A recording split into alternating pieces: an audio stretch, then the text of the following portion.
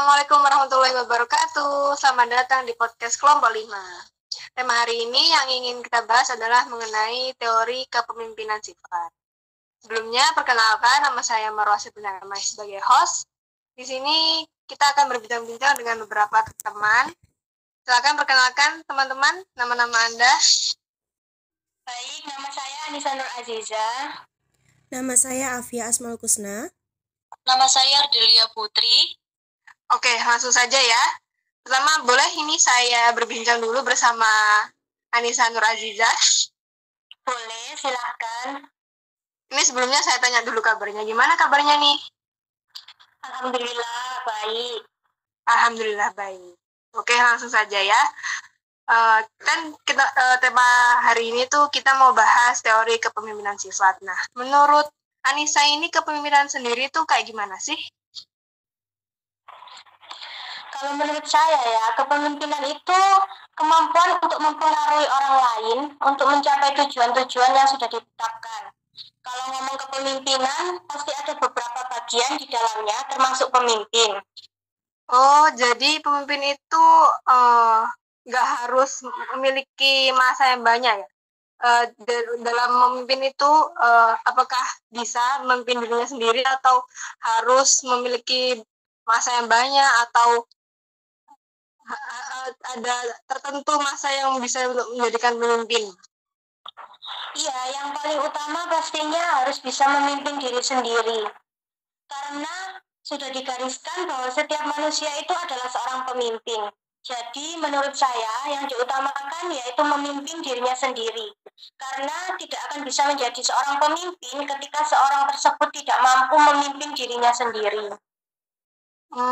Jadi intinya kalau kepemimpinan itu tidak melulu memimpin masa yang banyak, memimpin orang-orang yang banyak, tapi bisa dimulai dari memimpin diri sendiri. Iya, betul. Oke. Selanjutnya ini masih nyambung dengan tema kita hari ini. Kalau menurut Anissa, teori kepemimpinan sifat itu kayak gimana? Sebelumnya, teori kepemimpinan itu setiap tindakan yang dilakukan oleh individu atau kelompok untuk mengkoordinasi atau memberi arahan kepada individu atau kelompok lain yang tergabung dalam suatu organisasi tertentu untuk mencapai tujuan yang telah ditetapkan sebelumnya. Jadi, menurut pengetahuan saya, terdapat analisis ilmiah yang menjelaskan bahwa teori kepemimpinan pertama kali dikenal dengan The Great Man Theory, di mana teori tersebut menganggap bahwa pemimpin itu dilahirkan, bukan diciptakan. Nah, setelah mengalami perkembangan, muncullah teori sifat. Teori sifat itu hampir sama sih dengan teori sebelumnya. Jika teori Great Man lebih ke sifat bawaan dari keturunan, sedangkan teori sifat lebih kepada sifat-sifat yang dibutuhkan untuk menjadi seorang pemimpin. Nah, keefektifan pemimpin ditentukan oleh sifat dan ciri kepribadian atau karakteristik yang bukan hanya bersumber dari bakat saja, namun bisa dari pengalaman dan hasil belajar juga. Oke, ini ngomong karakteristik juga nih ya. Berarti karakteristik yang baik dalam pemimpin itu menurut Anda yang seperti apa? Yang saya tahu, yang saya pernah baca-baca ya, menurut Davis itu ada 4 karakteristik umum yang berpengaruh terhadap keberhasilan kepemimpinan dalam suatu organisasi. Yang pertama yaitu kecerdasan. Pemimpin itu harus mempunyai kecerdasan yang lebih tinggi dari pengikutnya. Karena jika pemimpin memiliki kecerdasan yang lebih tinggi dari pengikutnya, maka akan mempunyai kesempatan berhasil yang lebih tinggi juga. Yang kedua, yaitu kedewasaan dan keluasan hubungan sosial. Maksudnya, pemimpin itu harus memiliki interaksi sosial dengan lingkungan internal maupun eksternal yang luas, sehingga pemimpin itu bisa mengontrol emosi jika menghadapi suatu masalah. Yang ketiga, yaitu motivasi diri dan dorongan berprestasi.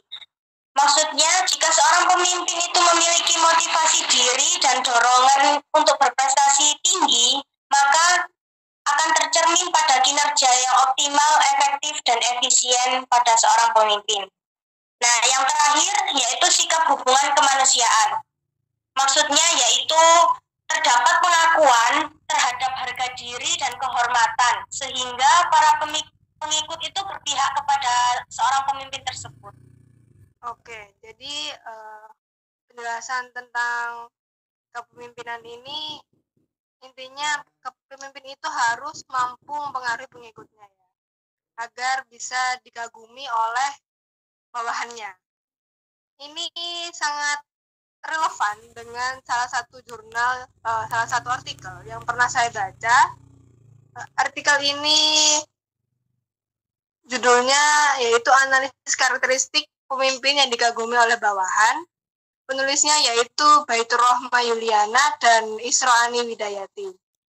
Dari hasil penelitiannya di sini, para peneliti menyimpulkan bahwa ada sekitar 20 karakteristik yang diambil oleh sang peneliti dari teori-teori kepemimpinan yang dikemukakan oleh para ahli, dan sudah di-ranking oleh mereka ya, menunjukkan bahwa setiap karakteristik bisa dikatakan penting dimiliki oleh setiap pemimpin karena alasannya dikemukakan oleh para bawahan, itu para bawahannya di wawancara ya, bahwa tak jauh dari pengalaman masing-masing dalam organisasinya.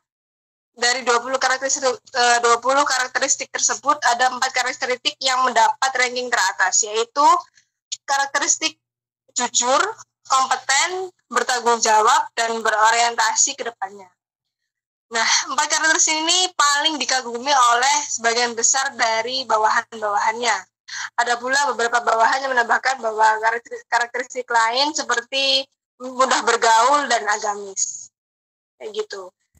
Mungkin ini bisa dikaji lebih dalam, bisa menambah wawasan kita mengenai karakteristik seorang pemimpin. Selanjutnya ini mau saya tanya kepada Afia nih ya. Ya. Oke, kalau menurut Afia ini, dalam jiwa kepemimpinan itu sebenarnya penting nggak sih diterapin pada tiap diri kita sendiri ya, pada tiap diri pemimpinnya masing-masing itu? Kalau ngomongin penting atau tidaknya ya tentu sangat penting gitu. Contohnya nih, kita di kampus ada matkul leadership ya, ada webinar-webinar tentang kepemimpinan dan sejenisnya. Ya karena itu tadi supaya kita semua sebagai mahasiswa bisa menjadi sebuah agen perubahan untuk di masyarakat nantinya. Jadi kalau ngomongin tentang kepemimpinan itu sangat penting dimanapun tempatnya, karena kita nanti pasti akan menjadi seorang pemimpin gitu. Oke.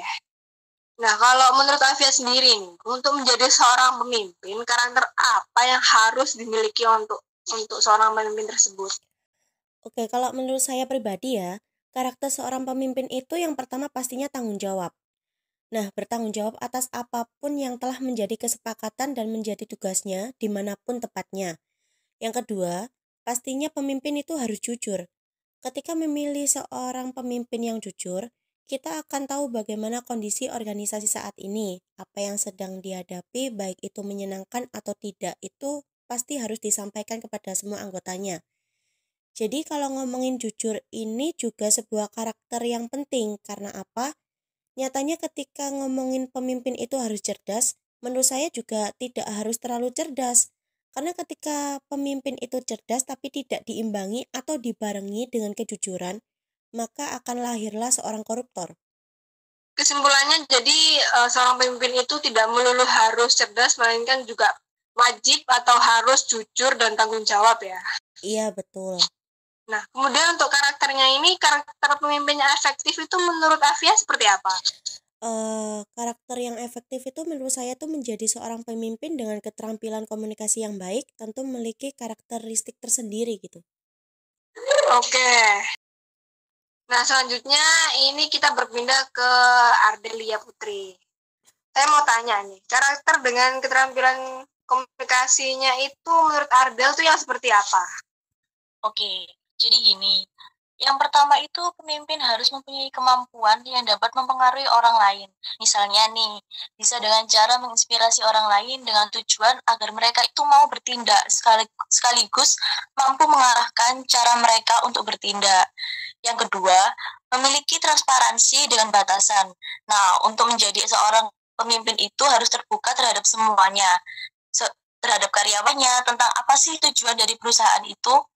Lalu yang ketiga, mendorong pengambilan risiko dan inovasi. Yang namanya seorang pemimpin itu harus berani dalam menciptakan inovasi baru dan tidak karena rasa takut dengan risiko yang terjadi. Lalu yang keempat, memiliki nilai etika dan integritas. Seorang pemimpin itu harus bertindak dengan integritas agar menciptakan perilaku teladan bagi orang lain dalam perusahaan. Lalu yang kelima, dapat bertindak dengan tegas. Dan yang keenam, selaraskan kenyataan yang sulit dan optimisme. Baik. Selanjutnya untuk teorinya ini. Teori yang menjelaskan munculnya pemimpin itu menurut Ardel, ada nggak sih teori yang menjelaskan tentang kepemimpinan itu? Oke, jadi gini, ada tiga teori nih yang menjelaskan tentang munculnya pemimpin menurut Kartono. Yang pertama itu teori genetis. Di teori genetis ini menjelaskan kalau pemimpin itu tidak dibuat tetapi lahir jadi pemimpin oleh bakat alami sejak lahir. Lalu yang kedua itu teori sosial. Nah, kalau teori sosial ini lawan dari teori genetis. Jadi, teori sosial ini pemimpin yang harus disiapkan, dididik dan dibentuk, tidak terlahir begitu saja, harus disiapkan dengan matang-matang. Lalu yang terakhir ini itu ada teori ekologis atau sintetis. Teori ini adalah seorang akan sukses menjadi pemimpin apabila sejak lahirnya dia sudah memiliki bakat kepemimpinan dan bakat ini sempat dikembangkan melalui pengalaman dan usaha pendidikan yang sesuai dengan tuntutan lingkungannya. Jadi seperti itu. Ini sangat relevan ya sama jurnal yang pernah saya baca juga. Judul artikelnya ini analisis teori kepemimpinan genetik, sosial, dan ekologis pada kajian manajemen pendidikan Islam yang ditulis oleh Eneng Siti Suherni dan Anizoria serta Anis Fauzi.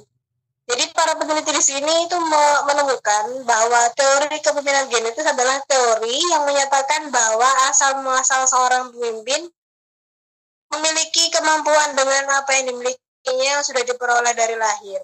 Teori kepemimpinan sosial merupakan teori kepemimpinan yang asal-muasal kemampuannya diperoleh dengan melalui proses pembelajaran, dibina sesuai dengan kompetensi keahliannya melalui pembelajaran, sosialisasi, kursus, workshop, dan lain sebagainya sebagai penunjang dalam suatu kepemimpinan.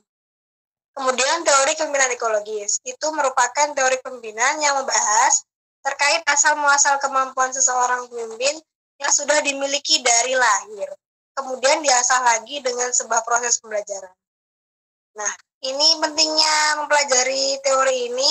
Para penulis mengisyaratkan bahwa seorang pemimpin dapat memahami sejauh apa kemampuan yang dimiliki, kompetensi apa yang sudah dipelajari, dan proses pembelajaran apa yang sudah dia lakukan, serta mempelajari asal-muasal kepemimpinan yang dikuasainya, yang kemudian dapat dijadikan sebagai cerminan diri untuk menjalankan suatu organisasi atau lembaga lebih terstruktur rapi sesuai dengan target pencapaian yang sangat bagus.